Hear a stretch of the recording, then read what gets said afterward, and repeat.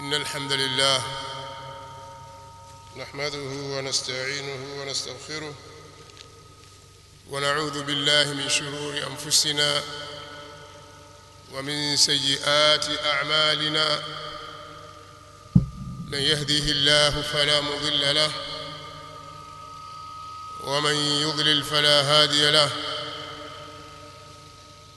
وأشهد أن لا إله إلا الله وحده لا شريك له، وأشهد أن محمدًا عبده ورسوله.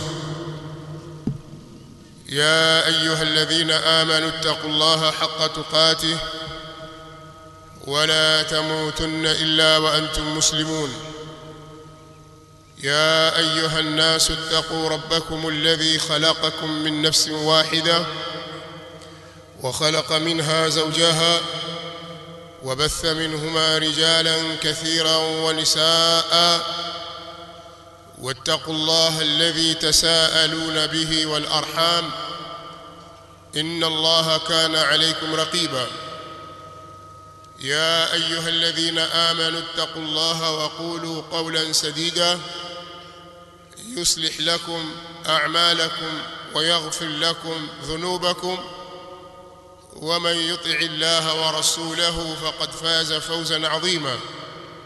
أما بعد، فإن أصدق الحديث كتاب الله، وخير الهدي هدي محمد صلى الله عليه وآله وسلم، وشر الأمور محدثاتها، فإن كل محدثة بدعة وكل بدعة ضلالة وكل ضلالة في النار.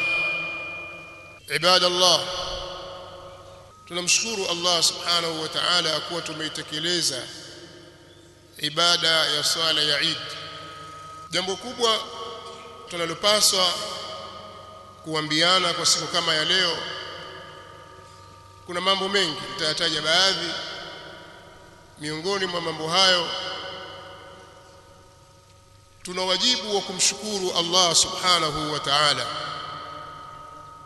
na kumhimidi yeye na kumkabbir subhanahu wa ta'ala kwa kutuneemesha juu ya neema hii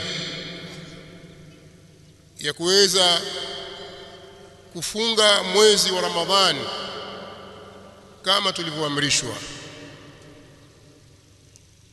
Tunamwomba Allah subhanahu wa ta'ala atutakabalie ibada zetu zote tulizozifanya ndani ya mwezi huu. Saumu ya Ramadhani imewekwa kwa malengo makubwa kabisa, likiwa lengo la msingi au malengo ya msingi ni kufikia daraja ya taqwa Allah azza wa jalla, kama alivyoliweka wazi hilo Allah jalla wa ala katika aya ya saumu maarufu, ya ayyuhalladhina amanu kutiba alaykumus siyam kama kutiba ala alladhina min qablikum la'allakum tattaqun. Enyi mlioamini, imefaradhishwa kwenu nyinyi saumu, mmewekewa ulazima wa kufunga kama ilivyofaradhishwa saumu kwa waliokuwa kabla yenu. Umma zilizopita zilifaradhishiwa saumu, na nyinyi pia vile vile, ili muwe wacha Mungu. Idhan alhadaf alasasi fi fardiyati as-sawm wusulu martabati at-taqwa. Malengo ya msingi kabisa katika kufaradhishwa saumu ni watu kufikia kwenye daraja ya taqwa. Na ndiyo maana ndani ya mwezi wa Ramadhani watu wakiwa wamefunga, pamoja na ibada ya kufunga, kuna ibada nyingi ambazo Waislamu wanazitekeleza na zimehimizwa watu wazifanye. Swala iko kama kawaida, swala za faradhi, swala za sunna, arrawatib qabliya na baadia, qiyam, swala ya tarawih pamoja na witri. Waislamu hukusanyika misikitini wakaiswali kwa jamaa. Kadhalika tilawatul Qur'an, kuisoma Qur'an kwa wingi tofauti na miezi mingine, tofauti na siku nyingine, usiku na mchana. Kadhalika kutoa sadaqa, kuwaangalia mafakiri na wahitaji na kuwasaidia na kusaidia katika mambo mbalimbali ya khairi. Kadhalika kuwalisha watu chakula. Kadhalika at-tauba, watu kutubu kwa Allah subhanahu wa ta'ala kutokana na madhambi walioyafanya. Pamoja na kwamba tauba iko siku zote, lakini katika mwezi wa Ramadhani ni akad, imetiliwa mkazo zaidi na Allah subhanahu wa ta'ala. Katika kila usiku anao watu anaowaacha huru, walikuwa tayari washawajibishwa kuingia motoni, lakini kwa fadhila zake Allah na rahma huacha huru waja wake wasiingie tena motoni, bali wapelekwe katika janna. Nasallallahu ta'ala an yaj'alana min utaqa'i min an-nar. Lakini pia katika ibada zinazofanyika katika mwezi wa Ramadhani ni at-tadarru' ila Allah bid-du'a, watu kunyenyekea kwa Allah subhanahu wa ta'ala kwa kufanya dua na mengine mengi. Watu hujiepusha na mambo mengi katika usiku na mchana wa Ramadhani, na yote haya ni katika mambo yanayomfikisha mja katika daraja ya taqwa Allah azza wa jalla. Alhamdulillah, waliolifahamu hili walilisimamia vyema. Tunaomba Allah subhanahu wa ta'ala atujalie na sisi tuwe katika hao na atakabalia amali zetu. Kuna watu walizembea, hawakufika kwenye kiwango kinachotakiwa, na saumu zao zimekuwa zina magep, zina mapungufu kutokana na udhaifu ambao wameonyesha ndani ya mwezi huu. Tumomba Allah subhanahu wa ta'ala aziunge saumu zao kwa yale mema watakayofuatishia baada ya Ramadhani, kama vile kutoa zakatul fitri na kufunga siku 6 katika mwezi wa Shawwal na mengineyo katika mambo ya khair.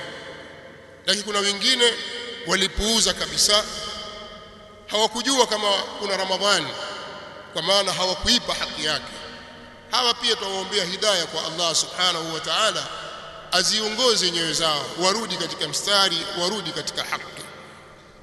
Kitu cha msingi ambacho nitapenda nikikumbushe katika maukifu hii ni watu kuthibiti katika msimamo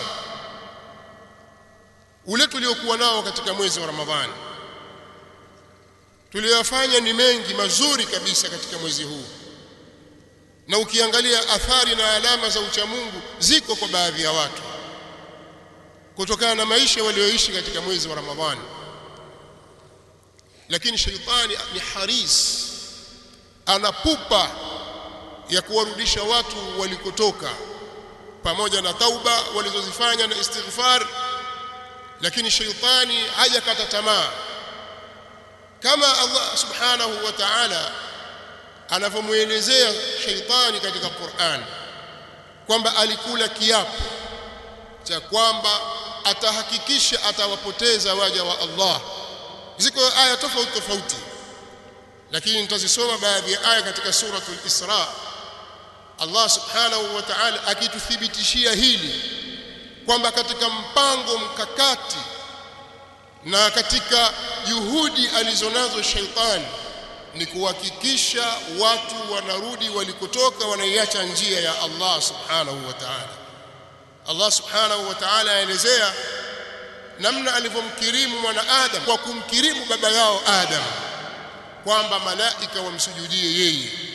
Shaitani alikataa, akasema qala ara'aytaka hadha alladhi karramta alayya la in akhartani ila yawm alqiyamati la ahtanikanna dhurriyyatahu illa qalila qala idhhab faman tabi'aka minhum fa inna jahannama jazaa'ukum jazaa'an mawfura wastafziz man istata'ta minhum bisawtik وأجلب عليهم بخيلك ورجلك وشاركهم في الأموال والأولاد وعدهم wama ya'iduhum ash-shaytanu illa ghurura.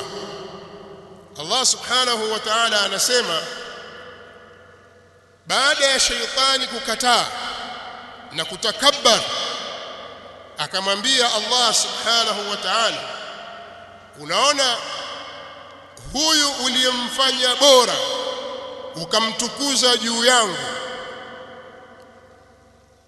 huyu uliyemkirimu ukamtukuza juu yangu, ukampa heshima, ukamfanya kuwa ni bora kuliko mimi, kama utanipa muda mpaka siku ya kiyama niwe niko hai katika huu ulimwengu, nitahakikisha nitakiangamiza na kukipoteza kizazi chake chote. La ahtanikanna dhurriyatahu illa qalila, isipokuwa wachache tu nitakiangamiza, wallahi anaapa. Allah subhanahu wa ta'ala akamwambia dhhab, akamwambia ondoka, akamwambia ondoka, atakayekufuata miongoni mwao basi malipo yao na jazaa yao ni jahannam, na hayo ndiyo malipo yaliyotimia. Kwa hiyo wewe mtie kwenye ujinga unayemweza, wastafziz man istata'ta minhum bisautik, mtie kwenye ujinga, mrudishe kule alikotoka, mtie katika upumbavu katika hao wanadamu unayemweza kwa kutumia sauti yako, yani kwa ushawishi wa nyimbo na maneno mabaya ya kuvuka mipaka katika dini ya Allah subhanahu wa ta'ala. Tumia sauti yako na wakokote wao kwa kutumia jeshi lako la wapanda farasi na jeshi lako la watembeao kwa miguu. Wa ajlib alaihim bikhailika wa rajlik, shirikiana nao hao wote. Washarikuhum fil amwali wal aulad, na shirikiana na wao katika mali za haramu na katika watoto wa zinaa, na uwape ahadi nyingi za uongo. Shaitani hatoi ahadi isipokuwa ni uongo mtupu na hadaa. Na tutaka kukisema ni kwamba tumeingia kwenye mapambano na shaitani. Anataka kututoa katika msingi ambao tayari tushaujenga. Kwa hiyo tusikubali, tumuombe Allah subhanahu wa ta'ala atupe thabati.